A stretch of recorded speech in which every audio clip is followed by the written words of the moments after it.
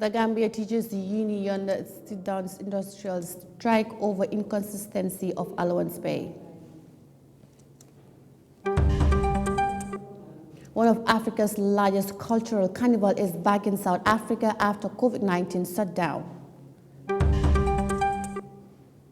And the Gambian United Kingdom-based foundation gives medical items to the country's referral hospital. This and more coming on the World Today newscast.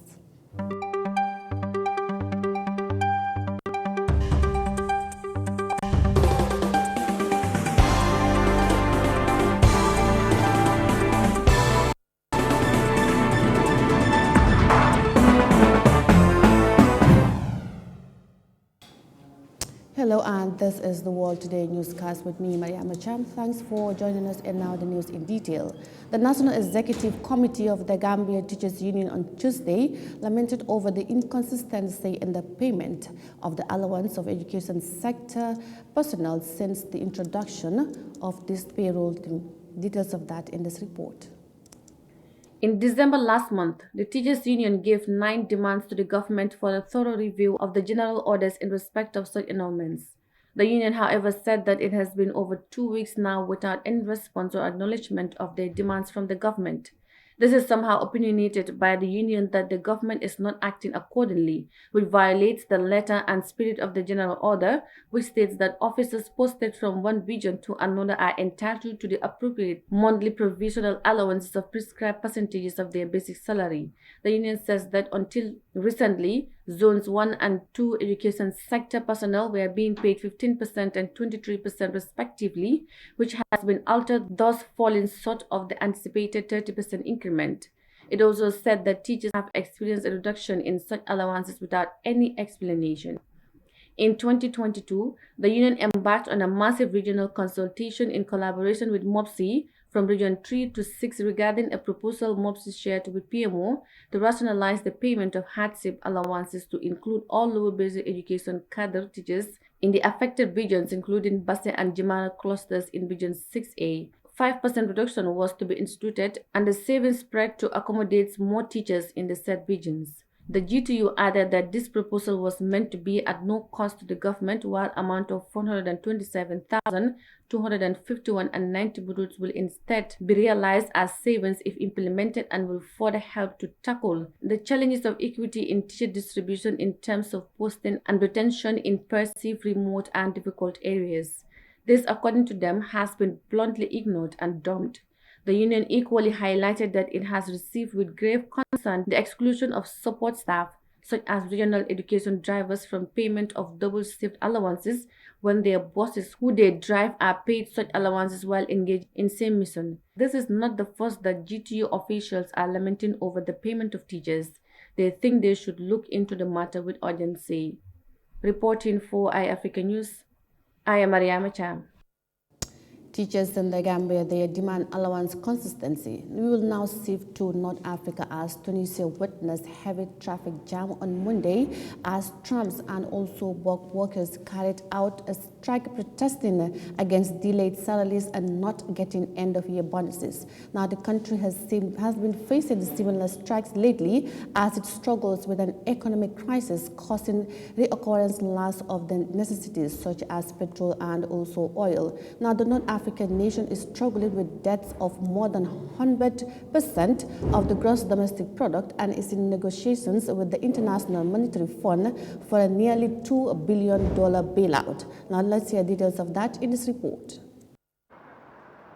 The strike has paralyzed movement in the capital city Tunis.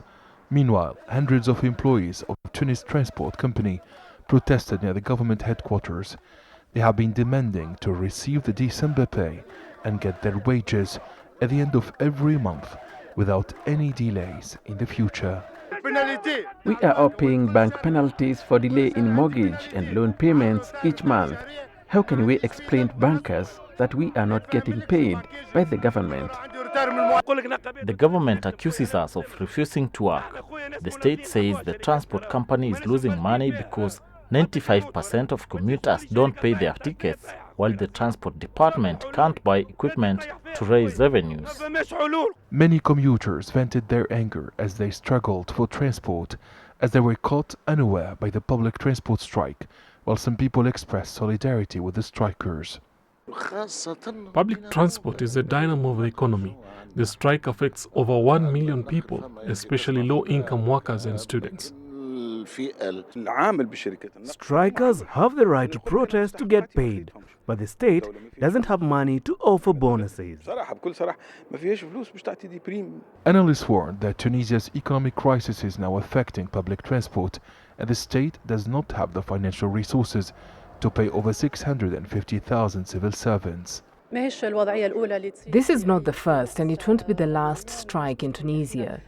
The government does not have the money to pay the salaries of all sectors. Without additional resources and an agreement on the IMF loan, 2023 will be a year of social unrest in the country.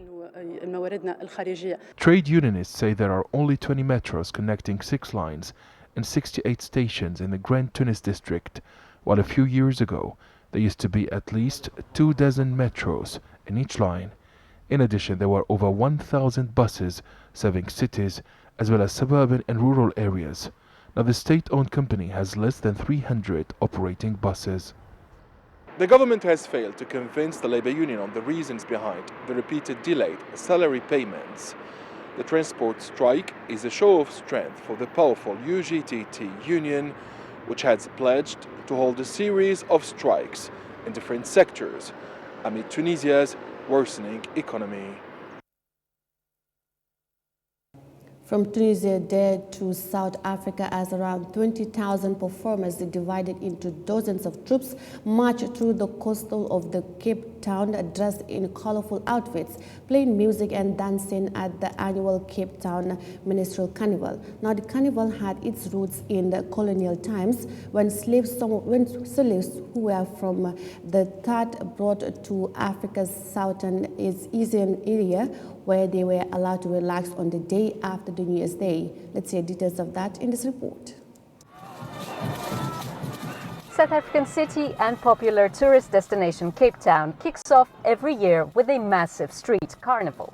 Once a celebration among slaves, the Kaapsklops Carnival lives almost 200 years since the trade ended. The workers, the slaves, they had this special day given to them to celebrate, and that's exactly what we're doing. We're following that heritage because it's part of heritage, and that is why we're doing what we're doing. It's like in your blood, in your family. So you up from a child with your parents and their parents before. So it's an ongoing thing, and it's something that we prepare whole year for. Known as minstrels or coons, the performers set the streets alight with bursts of color, music and dance moves, a mix of Asian, European and African influences to grace the Western Cape throughout its history. The Guma sound is unique in the world in terms of its beat, in terms of the procession that goes along with the beat, and our outfits, our uniforms and the colors that we put on display is also very different from festivals like Rio de Janeiro, Notting Hill, festivals in the Caribbean and so forth. Excited revelers wanting the best view of the action clamor for a spot days before the event. The coons is for me a tradition every year because the colors of the coons they wear and the excitement is the way they dance, the way they come in.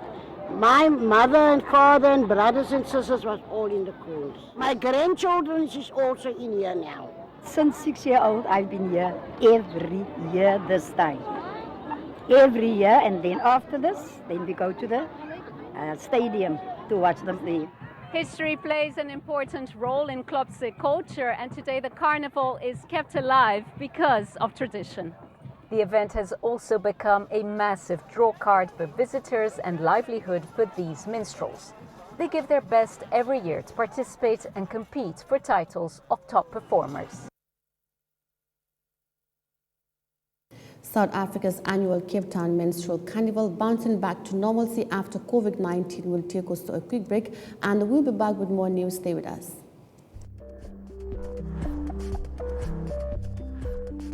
Do you want an affordable yet exquisite home or a service plot from TAF but do not know how to go about it? Worry no more. Let me walk you through the process. 1. Book a viewing with us. 2. Agree on a payment plan you are comfortable with. 3. Fill out a reservation form. 4. Take your time to review, ask questions, and when satisfied, you can proceed by signing our sale agreement. And 5. Pay a deposit and sale is confirmed. From there, you can walk into your home and enjoy the real tough experience, or still be a proud owner of a service plot from us. It's that simple. Book a viewing today. For more information, please call 376-2333 or 776-2333.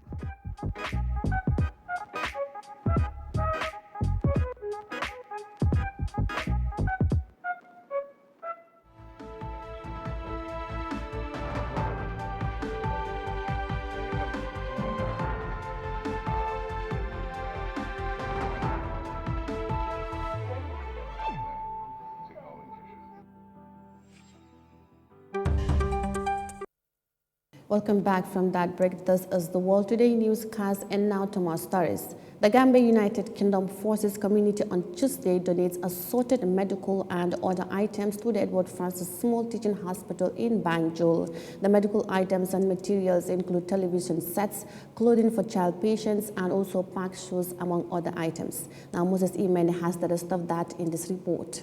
The provision of the medical items and others for the Edward Francis Small Teaching Hospital is inspired by the Gambia UK Forces community's drive to implement its give back component. The organization hopes to benefit the Gambia through the provision of various kinds of support that are geared towards improving the welfare of Gambians.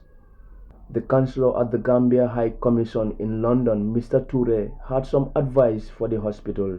My advice to the institutions as well and recommendations is, let us know things that you are lacking.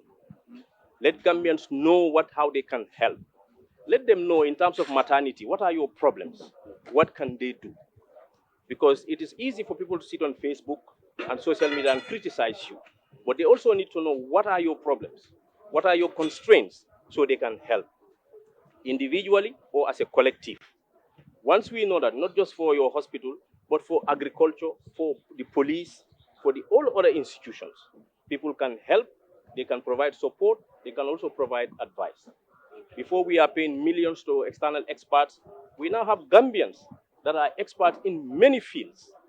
Let us look inwards, appreciate one another, and try to take this country forward. The president and his government alone cannot take this country forward. The program officer of GUKFC, Lamin Atidabo, said the gesture is just a part of the bigger plan that the organization has for the country. He explained that the health sector was prioritized because of its relevance. Yeah, like I said before, we're not just focusing on the health sector, but as you would agree with me, the health is so pivotal. I mean, that's where everything stems from. You cannot have a productive society. We can't do whatever we want to do, meaningful society, when we don't have a healthy society. And we want to do things that are basic, but yet profound, and then not just looking at investing in the big technologies or big infrastructures, but literally in the small items. And then, like you said, small items and small little things here and there, that is going to make a difference in future. But like I said, every year we'll have a team. This year is health, to be precise, pediatric or the kids. And then the next year, perhaps it could be mental health, which is also kind of an issue in the country, or it could be another issues. A member of GUKFC, Sada Sumare, views the gesture as a way of giving back to the right people without waiting on the government. This is just a gesture that we raise to help the people back here. My own sister works in this hospital as well. So for me, it's just giving back to the right people. Like Jali said earlier on, we don't wait for the government. If we can dip in and do stuff and help the people, it's very, very important. And today we're here. We've seen a lot of things. I couldn't even go inside the children's wharf and stuff, seeing certain stuff. But like Mr. Dabo highlighted earlier, you tell us what you need, and then we can go and budget that and try our best to help the hospital in general. These items are expected to go a long way in enhancing the work of doctors and nurses at hospitals in the country. The Gambia United Kingdom Forces Community GUKFC is inclusive for those of Gambian origin who are currently serving or have served in Her Majesty's Armed Forces. For Eyeafrica News, I am Moses Imende. Nigeria's oil production rose by 350,000 barrels per day to 1.6 million amid reduced oil theft, as officials say. Nigeria for months failed to meet OPEC production quotas due to massive oil theft and other production challenges. Now, the federal government is in its recent draft fiscal strategy paper for 2023 through 2025 said that oil revenue underperformed due to significant production shortfalls, such as the shut-ins resulting from pipeline vandalism and also crude oil theft. Details in this report. Nigeria recorded an upswing in crude oil earnings as production rose in October and November of 2022 as the government intensified efforts to boost production. Data from the Nigerian Upstream Petroleum Regulatory Commission shows that the country's oil earnings has been rising in the past 4 months of the year. What it means now is that we can benefit from that. We've improved our production, which means we've improved our revenue that comes from oil. We improved our foreign exchange, forex that comes from oil. Nigeria struggled to meet crude oil production targets in 2022, with output falling below 1 million barrels per day in August, the lowest in years amid incessant oil thefts and vandalism.